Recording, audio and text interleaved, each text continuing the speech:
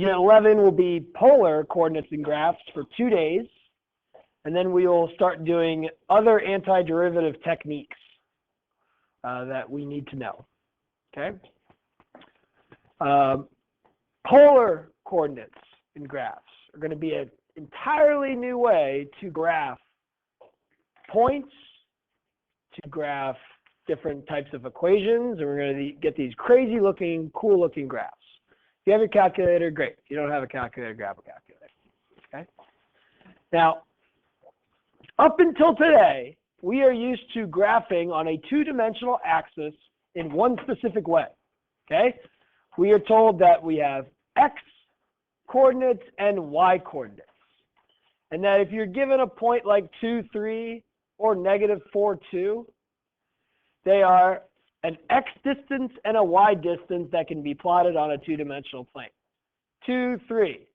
1, 2 is my x distance. 1, 2, 3 is my y distance. Boom, there's my point. Negative 4, 2. I go to an x distance of negative 4, a y distance of 2. Boom.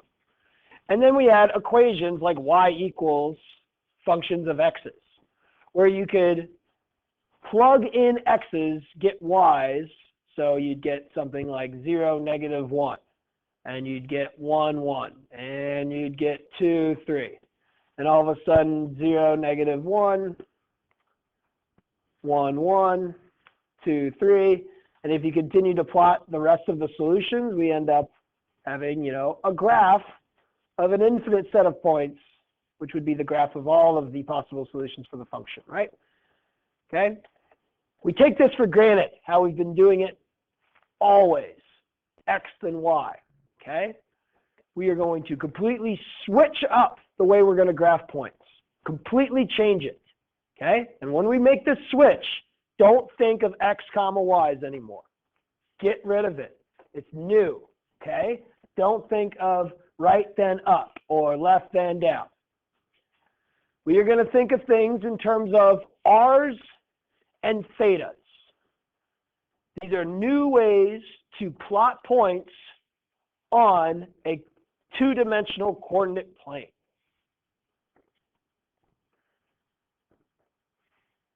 Okay? Now, what does r represent? R represents a distance that your point is away from the origin.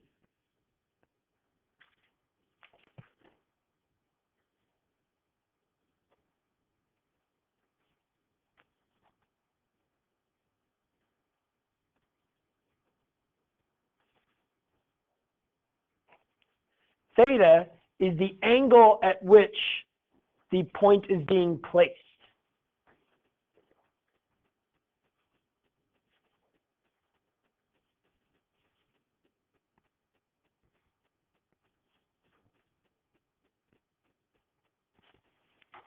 Okay?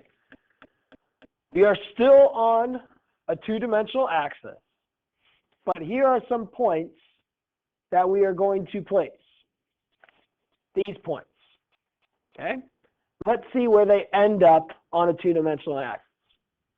Now, to help me, since we are talking about distances away from the origin, okay? So distances away from the origin, like that. We are going to use circles to understand our distance away to help us plot things. So I'm going to have a circle radius 1.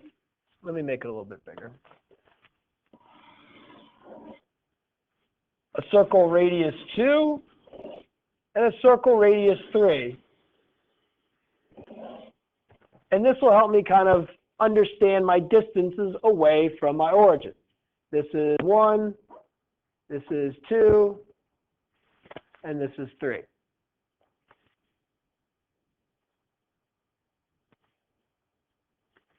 Okay?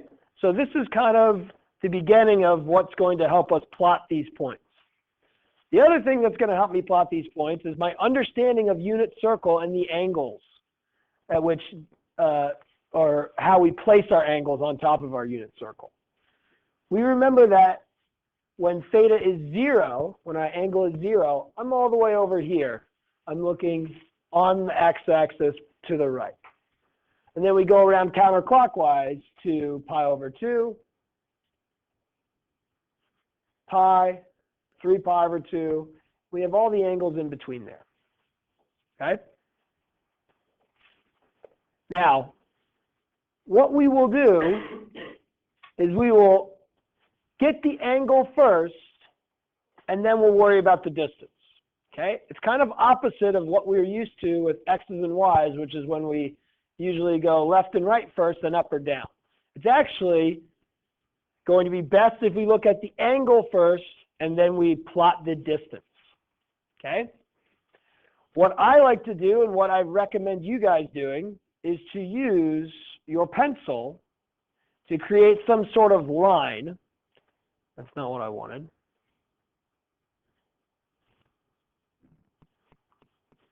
And that line will represent the angle. This is theta. And I'm going to group these together, though it probably won't work out well. Okay? So this is theta. So if I ask you to plot the point 1 pi over 2, this is what I would recommend you do. You take your pencil or your angle, and you go up to pi over 2. You say, okay, this is where I'm going to place my point on that line. But I'm going to go a specific distance of 1. So I go up to pi over 2, but then I come here to 1. And this is the point 1 comma pi over 2 using polar coordinates.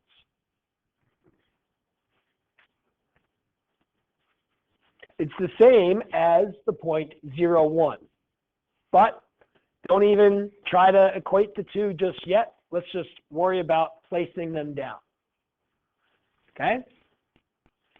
Let's come back to negative 2 pi over 3 in a little bit. Let's do 3 and 5 pi over 6. So some other points.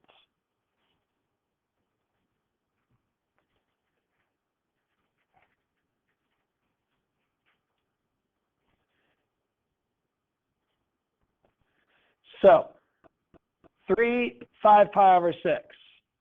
I will go to my angle first, which is 5 pi over 6. 5 pi over 6 is over here. There's where I place my angle, my pencil. And then I say, okay, I am a distance of 3 units away from the origin at 5 pi over 6. And I would plot my point right here.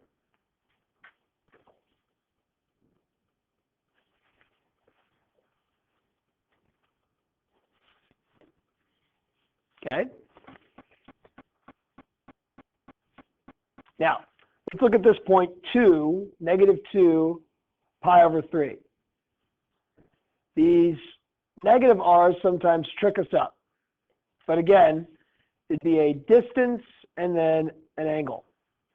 I'm going to first go to pi over 3, which is my angle. Pi over 3 is approximately right here. Now, this would be a distance of positive 1 units away from the origin. This is positive 2. This is positive 3. What do you think I need to do if I go a distance of negative 2 units away from the origin?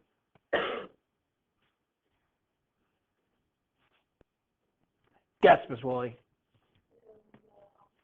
Yes, we would go in the opposite direction this way. This would be a distance of negative 1, and this would be a distance of negative 2.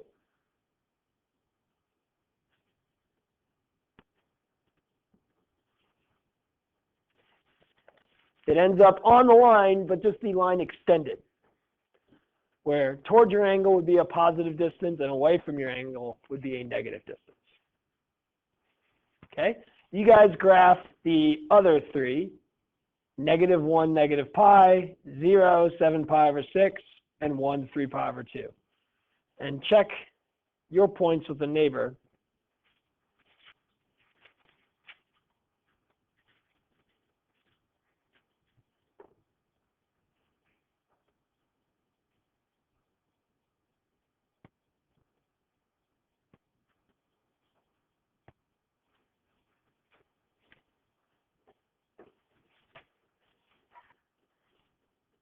These are just ugly. I just need to smaller maybe. Oh, what's nice.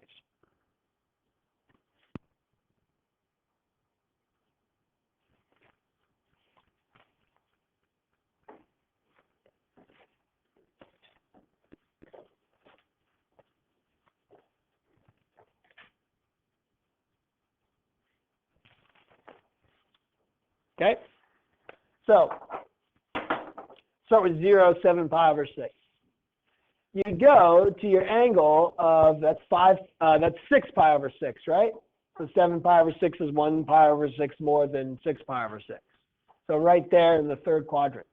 But then I'm going to go a distance of 0. Gives me this point right here at the origin. You can go ahead and deduce that no matter what your angle is, if you have 0, you're going to be at the origin. Okay? However, it's very important to understand that different angles will produce the point at the origin. So that's this one. In green, I'll do 1 3 pi over 2. Again, I take my angle, flop them over to 3 pi over 2. I'll go a distance of 1 that way. I'm right there. And then we have negative pi, negative 1. Well, negative pi is the same as pi over here, but I'm traveling a distance of negative 1 away, and that would be here.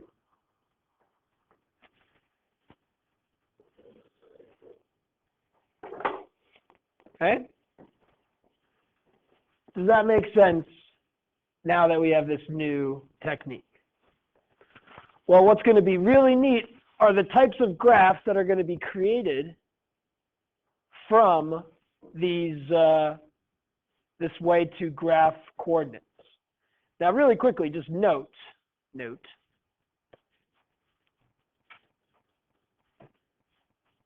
that your r theta is the same as your r comma theta plus some multiple of 2 pi.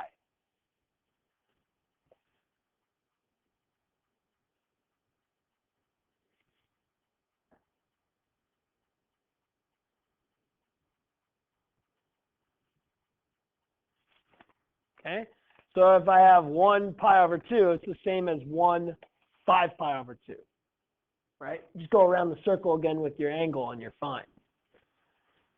Also, if we go halfway around our circle, which would just be adding a multiple of pi, it would actually be a odd multiple of pi. So odd would be 2n plus 1 times pi. We would be able to list that as a negative r.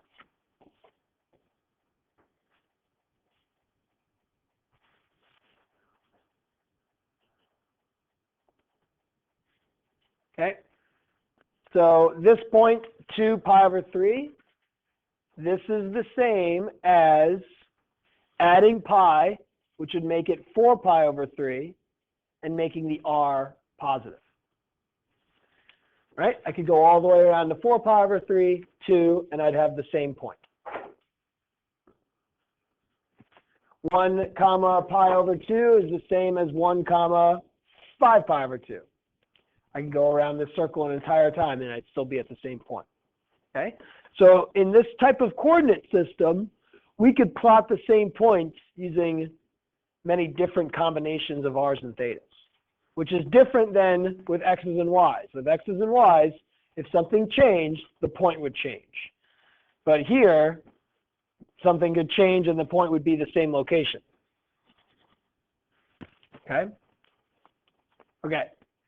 Now let's get into what these graphs could look like. We now have new different types of functions. We have these functions r of theta, which means we are going to take angle measurements thetas, plug it into a function, and we are going to get r's, which are distances.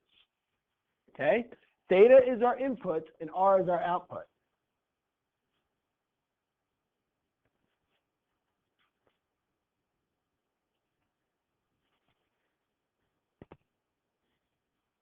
We're going to plug in angles and we'll get distances.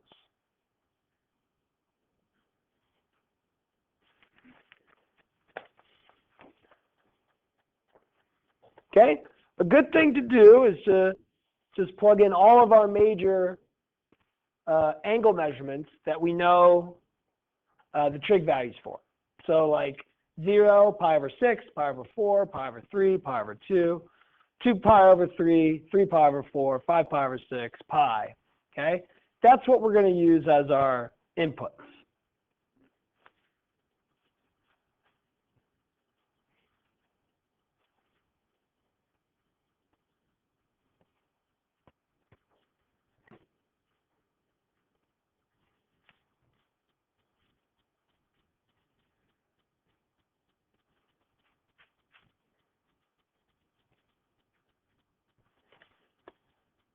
We'll just put theta up top here.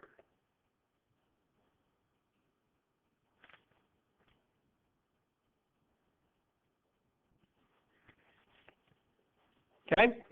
Now we plug in that theta to get r. So I plug in 0, I have 4 cos 0. Cosine of 0 is 1, giving me the point 0, comma 4 in terms of r and theta. Okay, I plug in pi over 6. I'll have 4 times the cosine of 2 times pi over 6, which is pi over 3. Cosine of pi over 3 is 1/2. 1/2 times 4 is 2. So I'd get the point 2, pi over 6, comma 2. I'm sorry. Why did I do this? It should be r, comma theta. Unfortunately, though it doesn't make any sense, the input is on the right and the output is on the left. Why? Like for x's and y's, there's x then y. I'll tell you why, because we list points in alphabetical order for some reason, and r comes before t. So again, it doesn't make sense, but it's very important. Theta is my input, but theta will come second.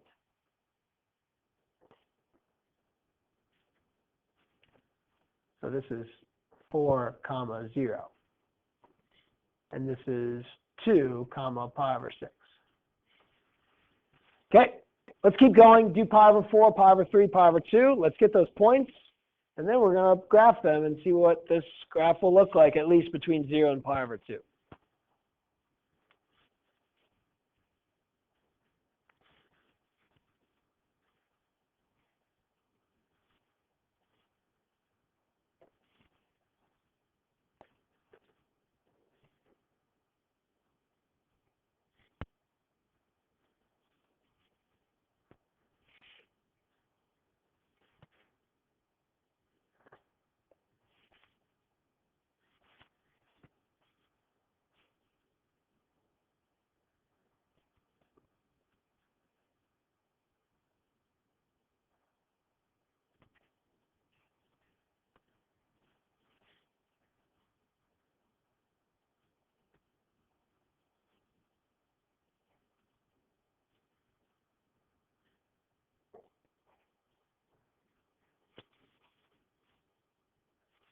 Negative 1/2.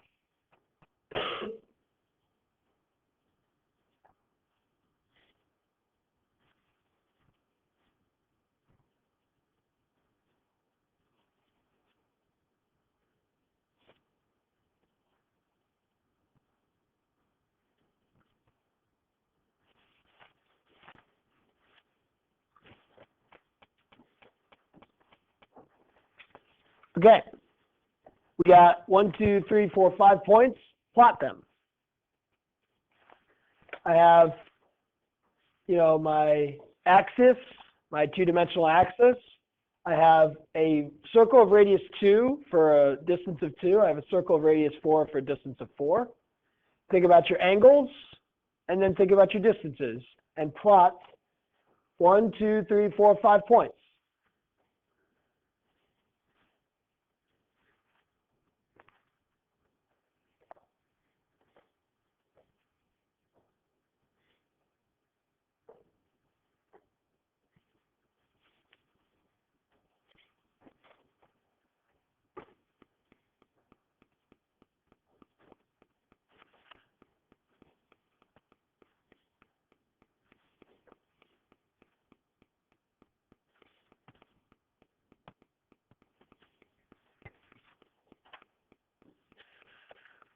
Remember, my advice is to take your pencil to be your angle.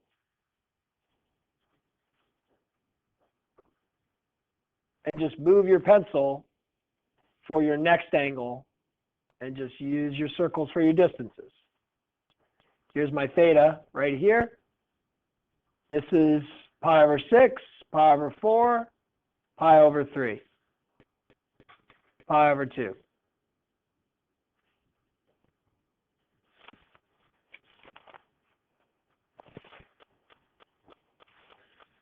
Then go ahead and, well, I'll make sure that our points are on the same, look the same. So 0, 4, distance of 4, plotting 0. Then I go pi over 6, which is approximately right here, 2. So my next point is right here. And then I'll go pi over 4, 0. Next point is right here at the origin.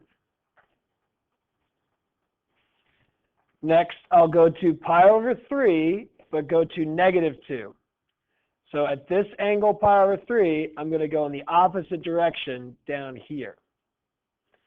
And then I'll go up to pi over 2 and down to negative 4. So even though I'm up here, I will plot down here.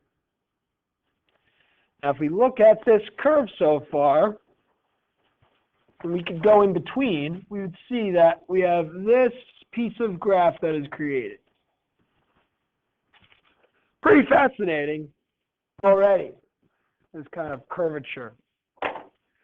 Well, let's go even further, because I'm intrigued.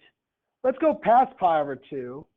Let's go to 2 pi over 3, 3 pi over 4, pi. Let's go to 5, I forgot 5 pi over 6, 3 pi over 4, 5 pi over 6,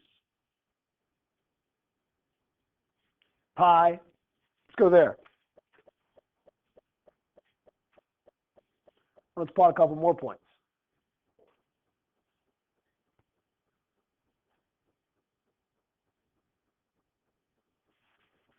Go.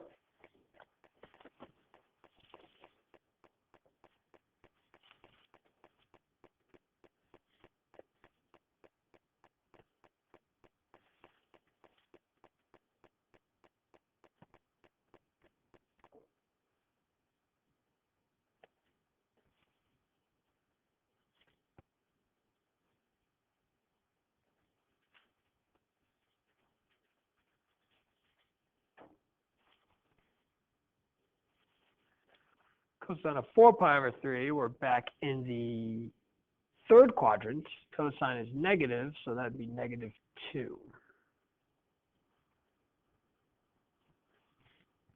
Okay. Sorry, that would be 2 pi.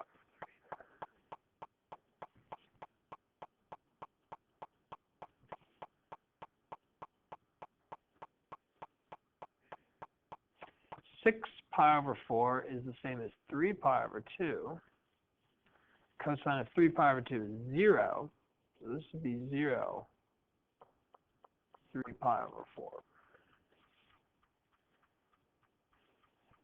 5 pi over 6. We have 10 pi over 6, which is the same as 5 pi over 3. Now we're in the fourth quadrant. Cosine is a positive value. The positive 1/2 times 4 is positive 2.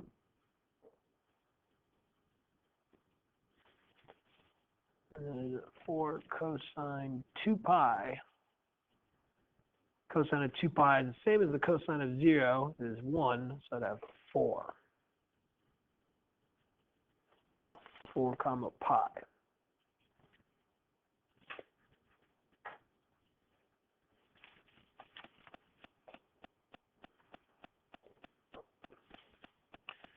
Okay, so these are my next 4 points. Let's go ahead and plot those.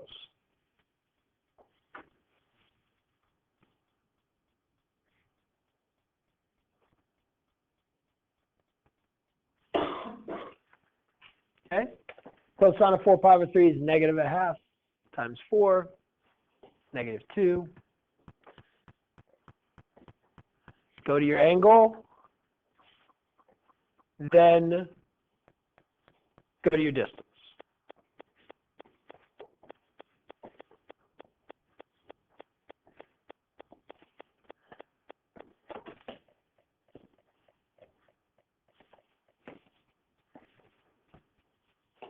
It helps to practice, Mr. Ramanati.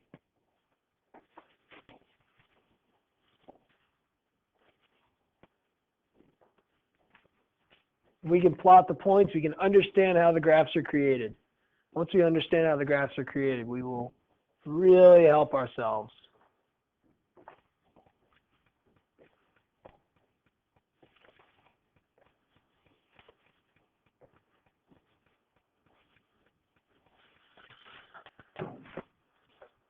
Nice. So we go over to 2 pi over 3, and we have the point -2. So I'm over here. 3 pi over 4, I'd have 0. So I'm back at the origin again. And then 5 pi over 6 over here. Get this out of the way. I have a point 2. And then at pi, I have +4. So at pi, I'm going to go that distance, that direction to +4. And all of a sudden, I see my graph looking like this as I continue on. Through that point, through 0, through this point, through 4. And what we would find is that if we go to 7 pi over 6, 7 pi over 6, we would also have 2. If we went to 5 pi over 4, we'd go back to 0. If I went to 4 pi over 3, I would have -2. If I went to 3 pi over 2, I'd have -4. If I went to 5 pi over 3, I'd have -2. If I went to, this is 7 pi over 4, I'd be at 0. If I go to 6 pi over 3, no, this is 12, this is 11 pi over 6, I'd be back at +2. And if I go all the way to 2 pi, I'd be back to +4. And we create a graph like this. This is a 2-dimensional graph. It is a function, even though we don't think it's a function, because when we look at a straight line, we could pass through multiple points. But a function just means if I put in an input, am I going to get one output? And it's true. If I get an input, I create an output. Now, our calculator actually can do this for us. It's good to be able to go through the process of understanding how your graph can kind of go over itself a couple times and how this is created. But if we go into our calculator and we switch our mode, we already know that we have this parametric mode where we have t's that pop up. You pop over to polar and you get your polar mode. If I go to the X button, I would end up with theta popping up. And I can graph y equals, and r equals is actually now what pops up. And I can type in 4 cos 2 theta.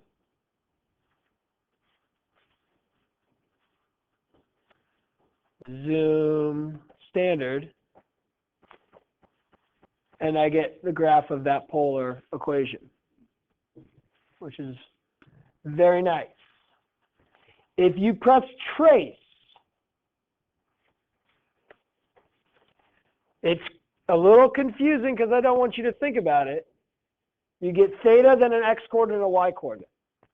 Don't worry about the x-coordinate and y-coordinate, but just kind of see how as you go to the right, this is your theta increasing. And it goes over, starting at 0, I have the 0.40. As my angle increases, this is how the graph is created. Now it ends up at, pi over 2. This is pi over 2. And then it ends up at a pi over 4.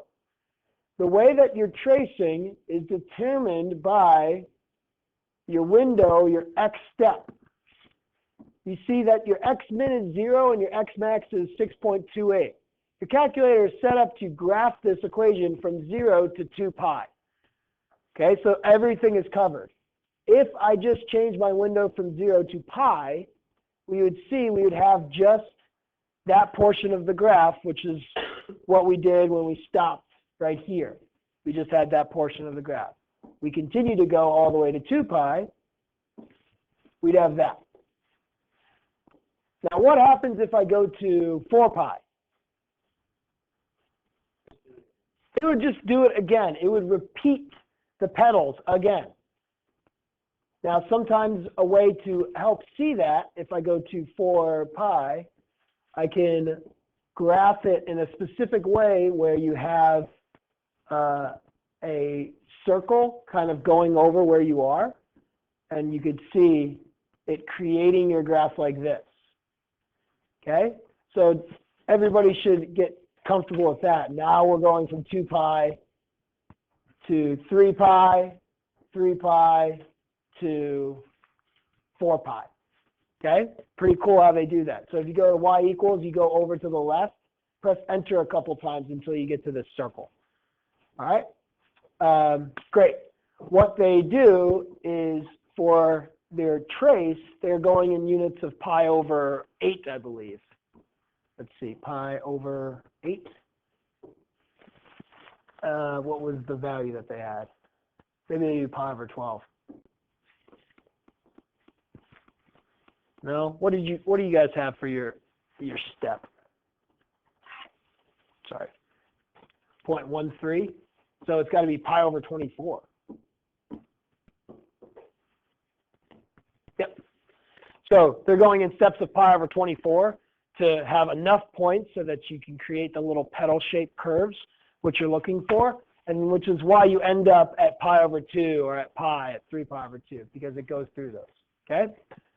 So, cool. Why don't you graph, or at least without graphing, by just thinking of the coordinates r comma theta, could you possibly, without graphing on your calculator, come up with the graphs of these three?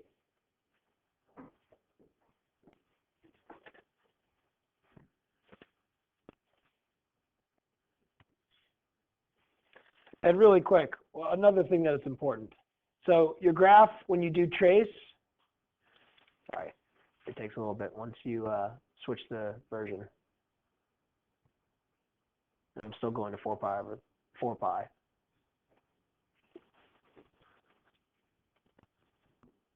If you go to trace, it does do your theta and your x and y, but you can second calculate a value, and you could plug in a theta, like pi over 6, and it will give you, it gives you your x over y. That's not what I want. It doesn't give you r. So unfortunately, it does not give you r, but that's okay. You could calculate r. So what would the graph of r equals 3, theta equals pi over 6, and r equals theta look like? Try to figure that out. Try to sketch it.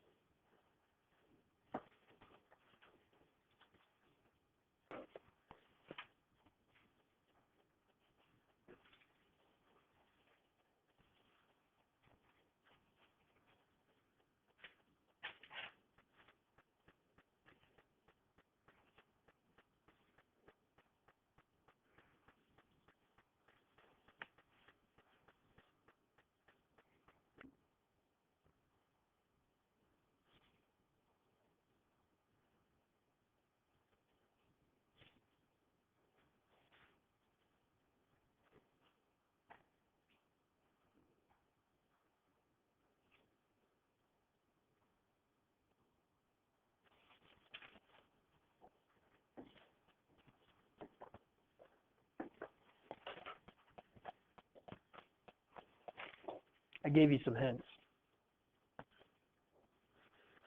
For r equals 3, r is always 3. Theta can be anything.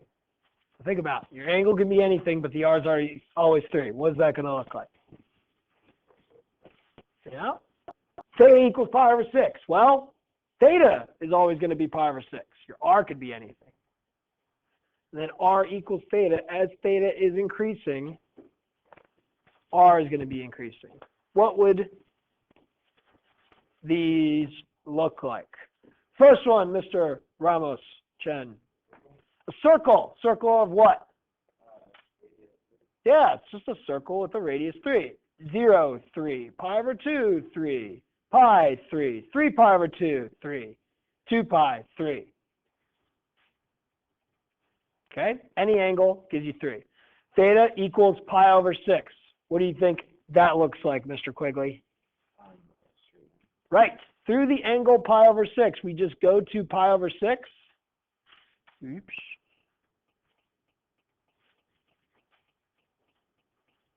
There's my angle pi over 6, but we use any radius. So we go to the positive radiuses and we'll go to the negative radiuses. This is just theta equals pi over 6. What would R equals theta look like? Anybody have an idea? Mr. Buckner? It'd be like a spiral. So if theta is 0, so again, start with your pencil. Here, theta is 0, so I have 0. If theta is pi over 6, I have an R of pi over 6. If theta is pi over 2, I have an R of pi over 2. If theta is here, I continue to spiral out my R's because my thetas are increasing. Okay, go ahead and graph it in your calculator and so you can see that. You can't graph theta equals pi over 6 in your calculator. It's always R equals a value.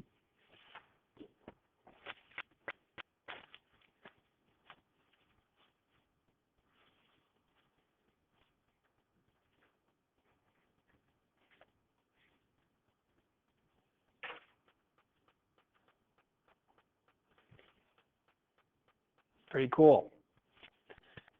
Okay, and it is a function. You plug in an angle, you get a distance.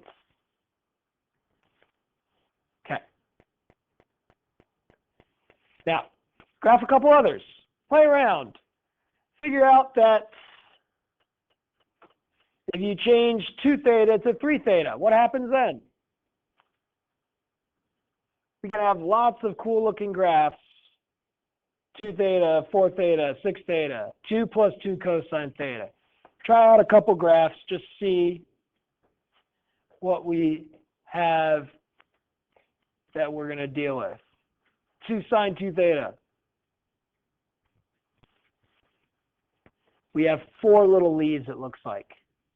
Let's change it from 2 to 8. What would that change? Oh, the petals get bigger, right? Because the distances get bigger. What if I change 2 to 4? How many petals am I going to have? 1, 2, 3, 4, 5, 6, 7, 8. 1, 2, 3, 4, 5, 6, 7, 8. Oh, that's cool. What if I change 4 to 3? Am I going to have 6 petals? No, I just have 3 petals. Okay? Which is really cool. Graphs. On your part of your homework is this free response packet. We'll go through parts of it. You will see also different kind of curves, like 3 minus 2 sine 2 theta. We have a piece of 3 minus 2 sine 2 theta. The next one, we have just R equals 3 and 4 minus 2 sine theta. The third one, we have the graph of 1 minus 2 cos theta, which looks pretty cool. 1 minus 2 cos theta.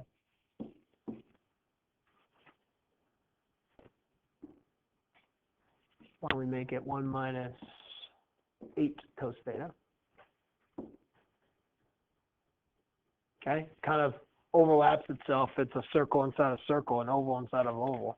Okay, as long as we understand how they are created, where we start with our angle measurements and our R's, we're going to be fine with these. Okay?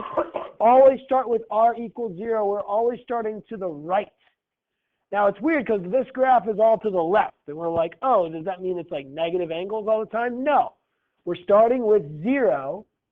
And turns out our value would be -7 because cosine of 0 is 1. It's 1 minus 8. So even though I'm starting over here, boom, my r is going to be negative. And as I continue to go through the first quadrant, my r's are negative. Once I get into the second quadrant, my r's become positive in the second quadrant now. Now I'm at pi. Now in the third quadrant, my r's are still positive. Okay? Very, very important to understand how those circles are created, how you're using angles and r's. Okay? Now, we will be asked to take a polar coordinate and convert it into xy coordinates. Super important doing this. Okay, so I have the point 3 pi over 4 for my angle and a radius of 2. The question is, what corresponding xy point plots here?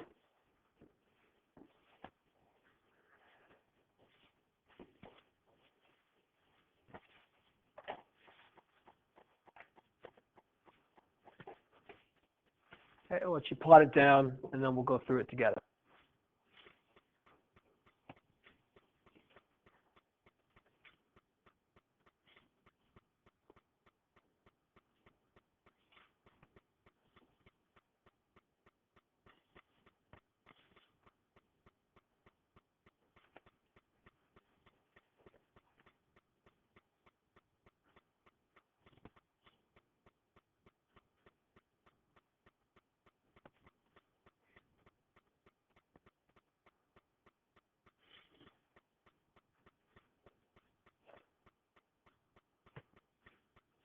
Okay?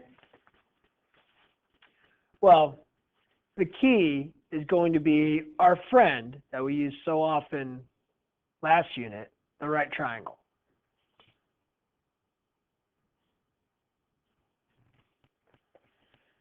Now we know this angle is 3 pi over 4, and the angle is like here to 3 pi over 4, which means the reference angle is pi over 4.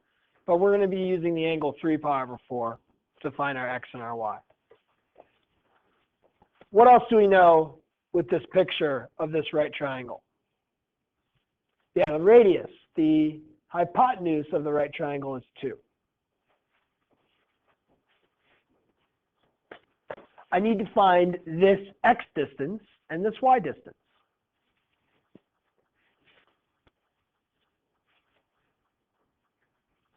Well, what will help me find that x and that y?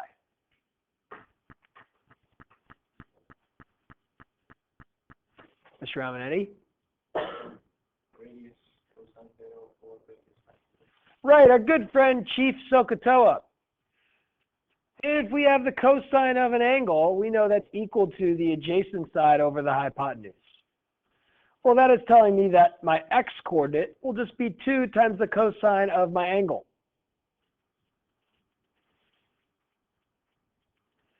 And we know that the sine of my angle will be equal to the opposite over the hypotenuse. Well, that means that y-coordinate is just going to be 2 times the sine of that angle. We would be using, pi over 4, but it would work out the same as 3 pi over 4, and we would find that this x distance is negative and this y is positive. So 2 cosine of 3 pi over 4, cosine of 3 pi over 4 is negative root 2 over 2, so it's 2 times negative root 2 over 2.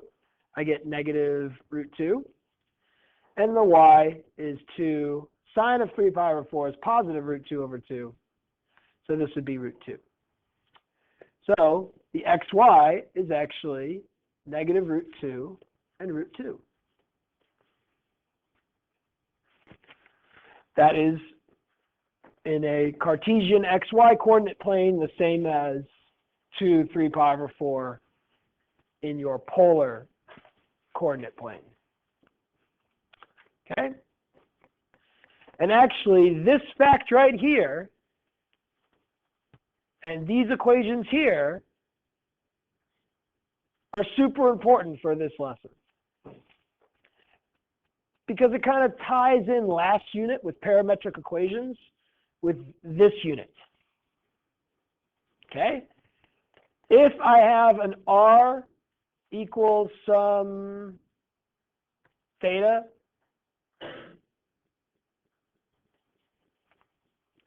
I can turn this R equals theta function into a combination of two parametric functions, an x equals and a y equals. Why? Because x will equal R times cosine theta, and y will equal R times sine theta. This is just from SOHCAHTOA.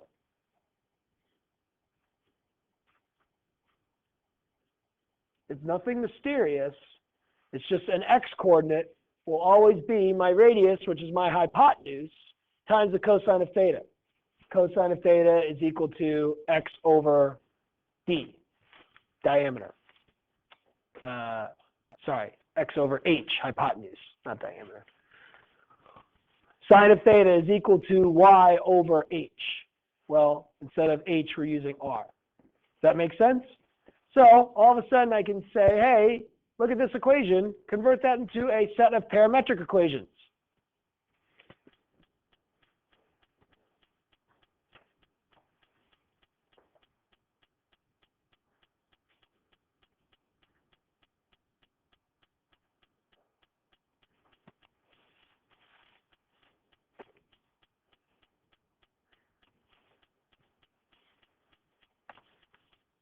X equals r cosine theta, y equals r sine theta.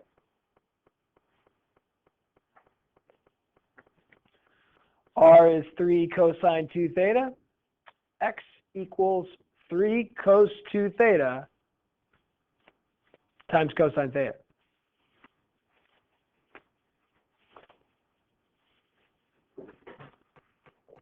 Y equals r sine theta. Y equals 3 cosine 2 theta times the sine of theta.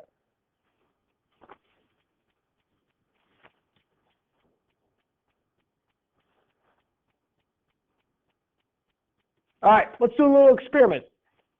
You guys go into parametric mode and graph this, the x and the y. I'm going to go into polar mode. I'm going to graph this.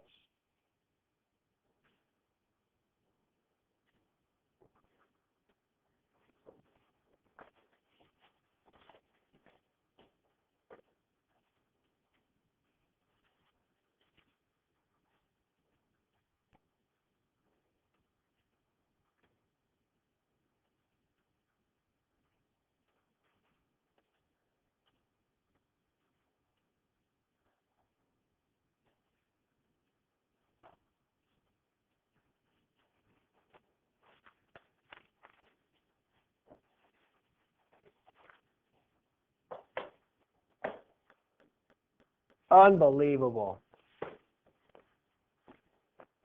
Okay?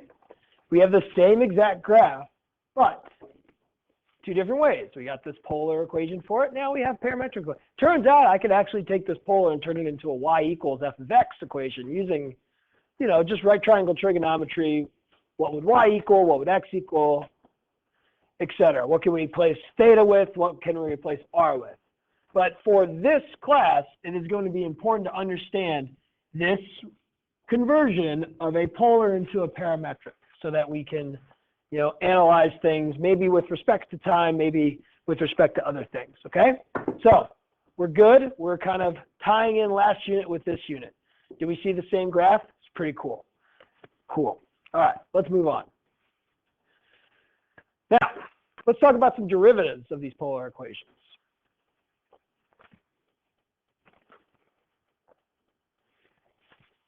Okay?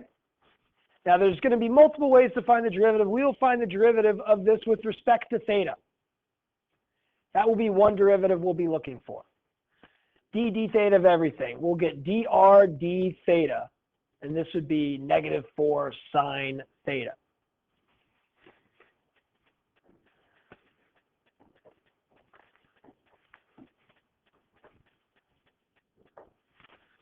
So what does this mean? This is how quickly is my radius increasing or decreasing with respect to a small change in my angle measurement.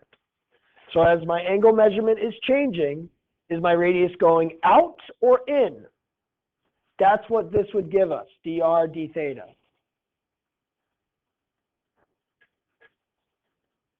Is the radius increasing or decreasing as the angle is changing?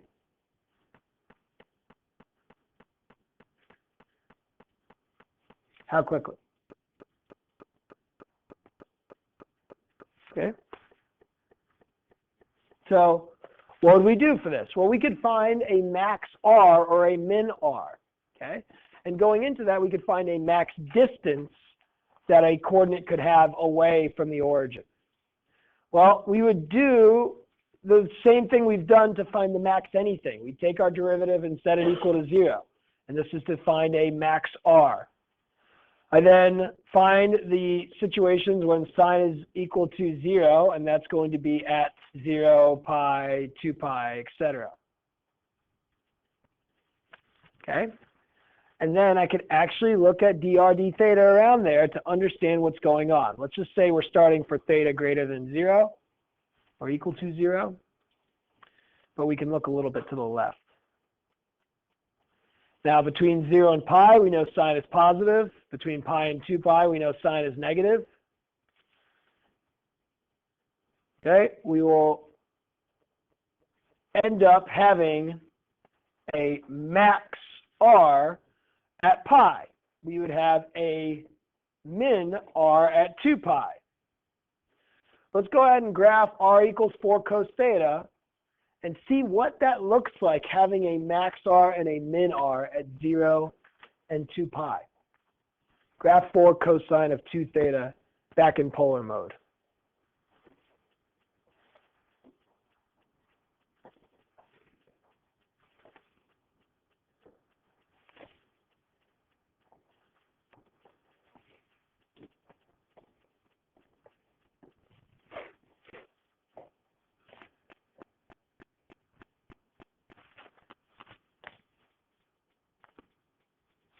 There should be something that's like confusing about the whole max and min. What's confusing?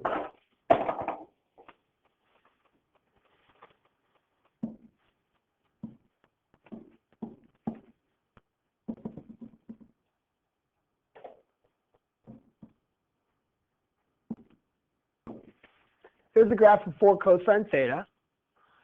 I'm told that the max r is going to be at pi. A min r is going to be at 2 pi. Okay? Well, I start at 0,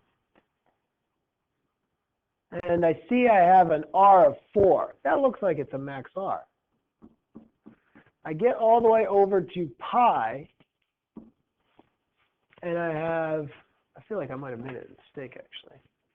The derivative of cosine is sine. Did I graph 4 cosine theta? I did. Okay.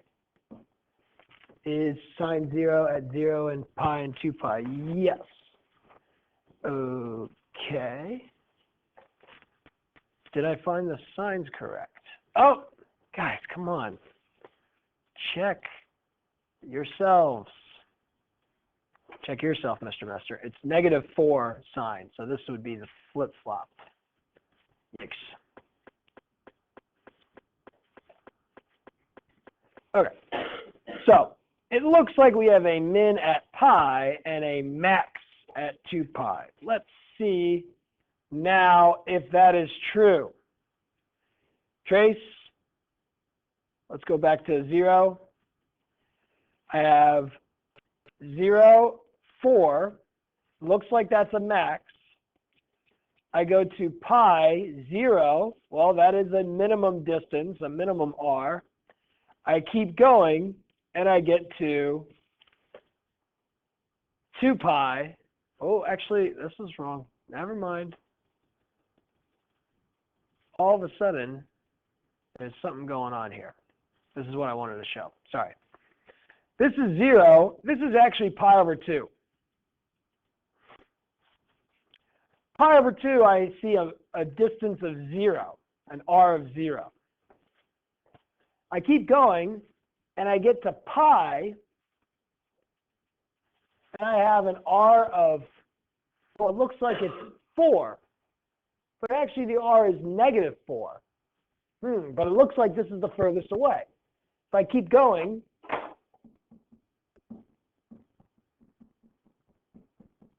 this would be 3 pi over 2. And then I keep going, and this would be 2 pi, 6.28. Okay? This is a very interesting situation because when theta is pi, r is 4 cosine of pi, which is negative 4. That is a minimum r, but it's still a location that is the furthest away from my origin. Does that make sense? When we have 2 pi, it'll be the same as 0. 4 cosine 2 pi has an r of positive 4. So finding a max r, this would be correct. The max r would be at 0 or 2 pi. Okay? The min r would be at pi. But if we talk about the distance, finding the max distance from the origin to the graph of r, from one location to the other location, we need to take into account that a max distance could be at a minimum r.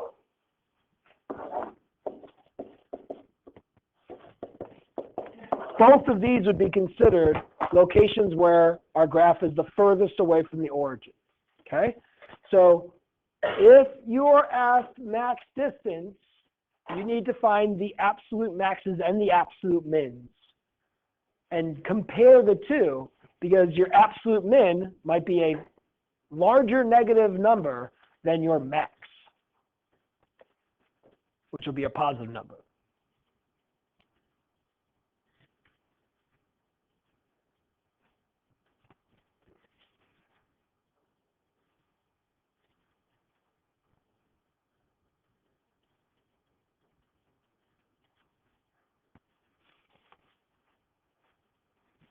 Okay, so let's go ahead and do this. If r is 3 minus sine 2 theta, find the max distance from the origin to the graph of r from 0 to pi. Yes. Yes.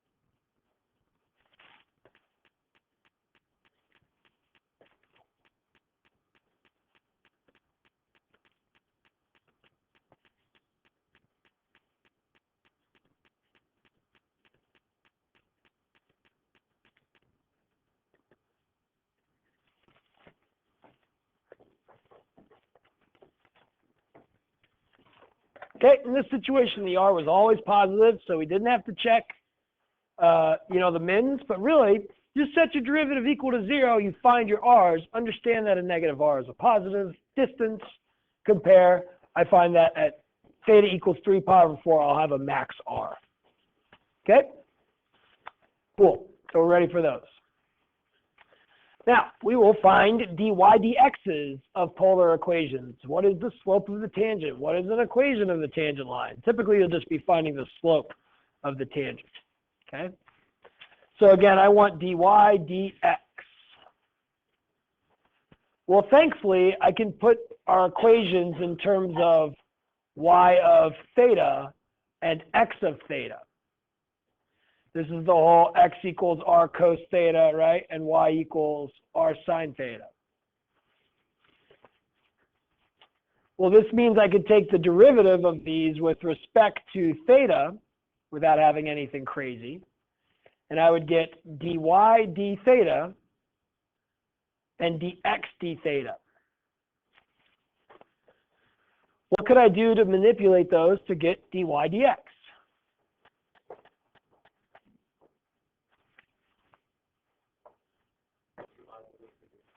Yeah, divide them just like we did in parametric equations. So really, the same way that we did parametric slope, we're going to do for polar slope. With the extra step that you need to convert your r equals, theta's equation into an x parametric and a y parametric. So we will take dy d theta, divide by dx d theta, and that will give you dy dx.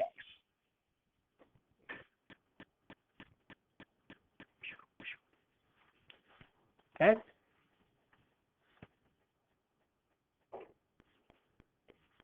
But don't forget to convert into parametric first.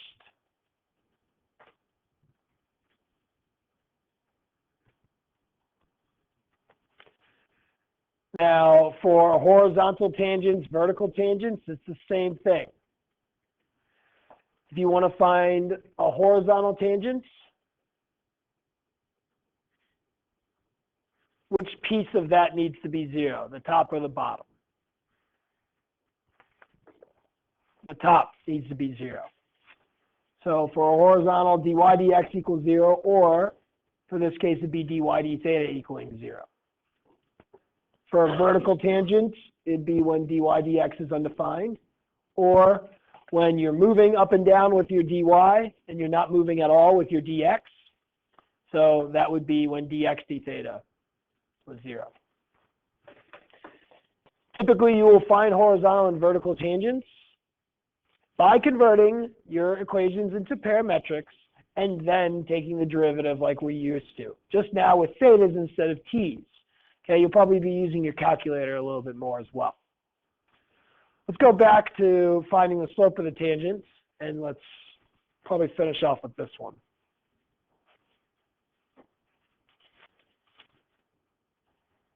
So we want to find the slope of the tangent to r equals 4 cosine theta when theta is pi over 4. Now these calculations are actually a little bit more in depth because we end up having the product of a couple things and we need to use the product rule or maybe the chain rule. Step 1, convert to parametric.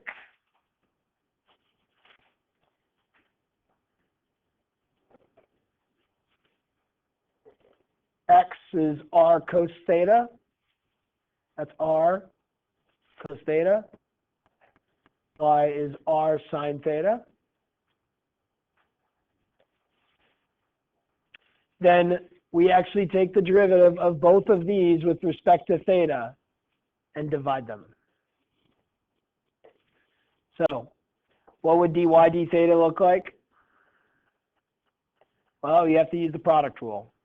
You can either leave the 4 out or put it in with the cosine. Let's just leave it out. So it would be 4 times the derivative of the first times the second plus the derivative of the second times the first. This is all multiplied by 4. And then dx d theta, we can write this as 4 cos squared and use the chain rule if we want to. If we do that, or if you're not comfortable with that, or if this was cosine 2 theta and this is cosine theta, you cannot write that as cosine squared of 2 theta squared. It's not correct. So be careful with doing this, but I will do it. This would be 8 cosine to the first power theta times negative sine theta. We have to plug in pi over 4 into both of these to evaluate. It's a little intense, but you have to do it. Your homework is part out of the book and part out of your free response packet. Your free response questions you will find are all like parametric questions, only you're starting with a polar equation. Extra steps being converting the polar equations into parametric equations. All right? All right.